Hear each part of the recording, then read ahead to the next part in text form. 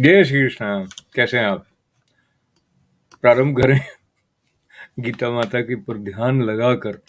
पार्थाय प्रतिबोधितां भगवता नारायणेन स्वयं व्यासेन ग्रथितां पुराणमुनिना मध्ये महाभारतम् अद्वैतामृतवर्षिणीं भगवतीम् अष्टादशाध्यायिनीम् अम्ब त्वामनुसन्दधामि भगवद् गीते भवद्वेषिणी।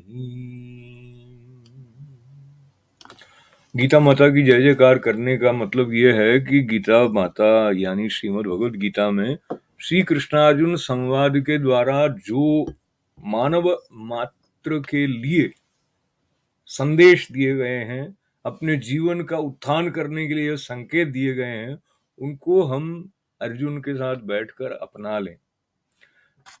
अब ये कहते हुए मुझे कुछ विशेष संकोच हो नहीं रहा है कि अक्सर ऐसा होता नहीं है, और मैं अपनी स्वयं की बात कर रहा हूँ, तो कभी-कभी ऐसा लगता है वो लय आ गई है जहाँ पर वो जो विस्तार है जिसका प्रकटन श्री कृष्ण भगवान के वचनों के द्वारा हो रहा है, अपना स्वरूप स्पष्ट हो रहा है, पता चल रहा है कि किस तरह से मन को नियंत्रित करना चाहिए, और जो विचार इधर-उधर के आने लग जाते हैं, मन भागने लग जाता है, उसको देखना है। वो सारे जो क्रम है, स्वयं पर नियंत्रण करने का कहें, इंद्रिय संयम की बात कहें, मन पर नियंत्रण करने की बात कहें, अपने आत्म स्वरूप को पहचानने की बात कहें, वो संतों की कृपा से, भगवत कृपा से कभी-कभी हमारी अनुभूति का हिस्सा बन भी जाता है, पर वो टिकता नहीं है, खो जाता है वो।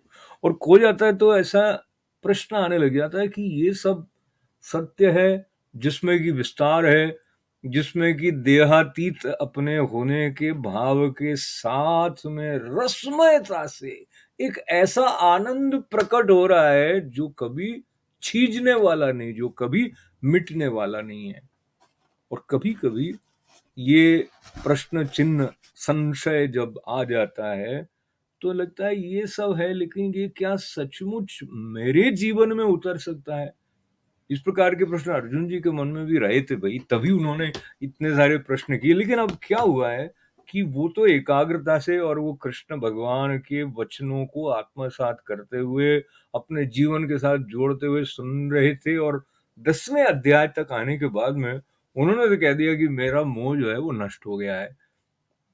मेरा तो नहीं हुआ है, तो मुझे बार-बार गीता का अध्ययन करना पड़ेगा, मुझे बार-बार मनन करना पड़ेगा, मुझे बार-बार समझना पड़ेगा कि वो कौन-सी दृष्टि है जो श्रीमद् भगवद गीता में कृष्ण भगवान दे रहे हैं, जिसको अपनाने में मैं सफल नहीं हुआ हूँ।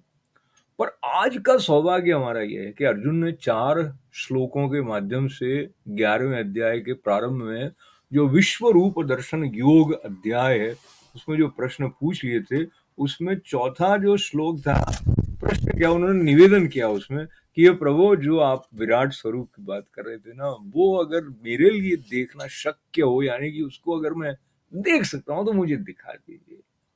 तो ये विनम्रता से भी, श्रद्धा से भी, प्रेम से भी, जिज्ञासा से भी, उत्सुकता से भी जो प्रार्थना अर्जुन ने की है, उसका लाभ हमको मिलना प्रारंभ आज से दो श्लोकों के बाद इस श्रृंखला में हो रहा है। तो सीधे 5वें श्लोक की तरफ बढ़ते हैं, और इसमें क्या है, वचन है भगवान का। तो साक्षात पद्मनाभ के मुख से निसृत ये जो वाणी है, उसमें ये जो तीसरा श्लोक, 5वां श्लोक है 11वें अध्याय का, इसमें भगवान कह क्या रहे हैं, वो अपना जो ऐसा स्वरूप है ना जिसमें कि सभी कुछ है, देवता भी हैं, तो मनुष्य भी हैं, तो पशु पक्षी भी हैं, तो वो सब उसके बारे में बता रहे हैं, बल्कि उनको तो दिखा रहे हैं। तो आइए हम भी इन शब्दों से उसको देखने के लिए अपने आप को विनम्रता से, श्रद्धा से, निश्चलता से प्रस्तुत कर देते हैं। आइए देखिए। पश्य मे पार्थ रूपाणि शतशोऽथ सहस्रशः नानाविधानि दिव्यानि नानावर्णाकृतीनि च। ये कौन कह रहे हैं? श्री भगवान उवाच पश्य मे पार्थ रूपाणि शतशोत्थ सहस्रशः नानाविधानि दिव्यानि नानावर्णाकृतीनि च।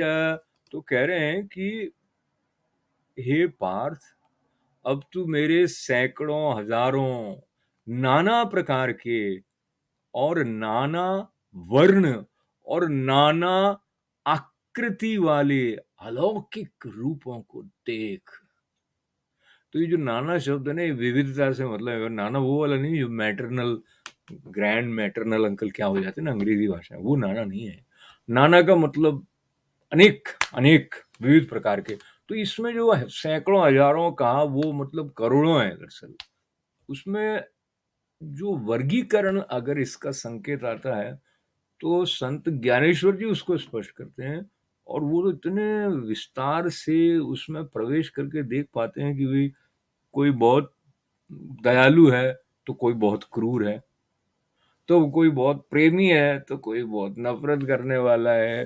तो ये जो सारे विविध रूप हैं, अलग अलग आयु वर्ग के हैं, अलग अलग लिंग भेद जो है, और फिर पशु पक्षी हैं, ये सब जो नाना नाना विधानी और नाना वर्णाकृतीनि च। तो अब देखिए श्रीमद् भगवद गीता जो है ना, हम ये जो बात करते हैं क्या है, भारत के संदर्भ में भी आ जाता है कि वो जातिगत भेद की बात हुई, फिर ये रंग भेद की बात, पाश्चात्य देश जैसे मैं अभी अमेरिका में से आपसे बात कर रहा हूँ, तो यहाँ के लिए और अन्य देशों को भी आता है। और ऊंच नीच की बात को लेके अगर आप सामाजिक असमानता के संदर्भ को लेके, फिर कम्युनिज्म दर्शन की तरह मान लीजिए, जीवन पद्धति जैसी, ये सारे जो भेद हैं, जो विविधता है, उस सब में एकत्व को दिखाने वाली श्रीमद् भगवद गीता है। श्रीमद् भगवद गीता सिर्फ अर्जुन युद्ध में अपना निर्णय बदलने की स्थिति वाले मन के हो गए हैं, सिर्फ उनके लिए नहीं, उनके माध्यम से मानव मात्र के लिए है। इसीलिए वो 5000 से अधिक वर्षों के बाद में भी ऐसा लगता है कि ये बात तो मेरे लिए है। हालांकि सारी सारी बातें नहीं लगती है, कुछ हमारी समझ में भी नहीं आती है। लेकिन चलिए छठे श्लोक की तरफ बढ़ते हैं। पश्यादित्यान् वसूत्रादन् अश्विनौ मरुतस्तथा बहून्यदृष्टपूर्वाणि पश्याश्चर्याणि भारत। पश्यादित्यान् वसु रुद्रान् अश्विनौ मरुतस्तथा बहून्यदृष्टपूर्वाणि पश्याश्चर्याणि भारत। हे भरतवंशी अर्जुन, मुझ में आदित्यों को अर्थात अदिति के 12 पुत्रों को, 8 वसुओं को, 11 रुद्रों को, दोनों अश्विनी कुमारों को और 49 मरुद गणों को देख, और भी बहुत से पहले न देखे हुए आश्चर्यमय रूपों को देख। अब देखिए अर्जुन जो है, कितना बड़ा उनका सौभाग्य है कि जो पावन ग्रंथ जिनकी महिमा गाते हैं, ऐसे अश्वनी कुमार, ऐसे रुद्र, ऐसे जो 12 आदित्य हैं, उन सबके दर्शन एक साथ भगवान के अंदर अर्जुन कर पा रहे हैं। ये जो विश्व रूप दर्शन में अन्य और कई कई रूपों में भगवान उनको अपने भीतर सब दिखाने वाले हैं। तो आदित्य वैसे सूर्य भगवान के लिए हैं, तो जो 12 सूर्य हैं ऐसा कहा जाता है, उनके अलग अलग नाम भी हैं। भारतीय मनीषा और सनातन परंपरा के ग्रंथों में जिस प्रकार के संदर्भ हैं, उन पर चिंतन करने मात्र से अपने भीतर एक अलौकिक विस्तार सा जागने लग जाता है। पर हम वहां से ध्यान हटाकर यहाँ पर जोड़ गणित में लगाने के लिए कंडीशन माइंड वाले लोग हैं, तो जहाँ पर आनंद है वहां नहीं रहते। चलिए एक छोटी सी बात आपको याद करके विराम करते हैं। तो जंगल में से वापस आ रही थी मछुआरन ने, आपने सुनी होगी कहानी, वो नदी से आई थी, नदी से गाँव जाते वक़्त जंगल पड़ता था, बारिश तेज़ हो गई, रात हो गई, टोकरी उनकी होती, उसमें मछलियाँ थी, लेकर आई थी। एक बड़ी हवेली आई और तेज़ बारिश हो रही थी, तो वो जो वहाँ पर कार्य करने वाला था, उसने कहा, "भई ये भी गरीब हैं, मैं भी गरीब हूँ।" उन्होंने, और मालिक थे नहीं उनके, उन्होंने कहा, "आप अंदर सो जाइए।" ऐसे करके उनके लिए व्यवस्था कर दी अंदर। अब इतनी आलीशान हवेली थी, तो सब अपनी जो मछलियों की टोकरियाँ थी, वो बाहर वाले बरामदे में रख के अंदर चली गईं। अब समझिए 5 स्टार होटल के कमरे जैसा हो, तो वो सोने की कोशिश करें कि किसी को नींद नहीं आए। फिर कहा, "बात क्या है?" उसने कहा, "क्या तकलीफ हो गई, नींद क्यों आ रही?" तो फिर उसमें से एक की समझ में आई, वो बाहर गई, उसने मछलियों की टोकरी लाके अपने पास में रखी, उसके पास में सो गई। तो जो मछली की गंध आने लगी, तब उनको नींद आई। तो कुछ लोगों के लिए ऐसा होगा कि मछली की गंध आ रही है तो वो सो ना पाए, मगर वो उसकी अभ्यस्त थी। उसी प्रकार से हम जिस प्रकार के वातावरण के चिंतन के, चिंताओं के अभ्यस्त है, उससे बाहर अगर कोई हमें गोद में उठा के अनंत दिखा रहा होता है, तो हम कहें, नहीं नहीं नहीं नहीं मुझे तो नीचे उतार दो। तो हम क्या करना चाहते हैं, वो दृष्टि धीरे धीरे परिष्कृत होती है संतों की शरण लेकर और श्रीमद् भगवद गीता के वचनों के साथ में एक में खोते हुए। उस क्रम में हम कल फिर मिलेंगे, और अब कुछ दिन तक हम विश्व रूप दर्शन का आनंद लेने वाले हैं। तो उसके लिए हम सबको बहुत बहुत बधाई है, और आपका इतना सारा धन्यवाद है कि जिसके बाद में सबके मंगल और सबके कल्याण की प्रार्थना में आप मेरे साथ हैं, पूर्णता की तरफ बढ़ते हुए। ओम पूर्णमदः पूर्णमिदं पूर्णात् पूर्णमुदच्यते पूर्णस्य पूर्णमादाय पूर्णमेवावशिष्यते। ओम शांति शांति शांति।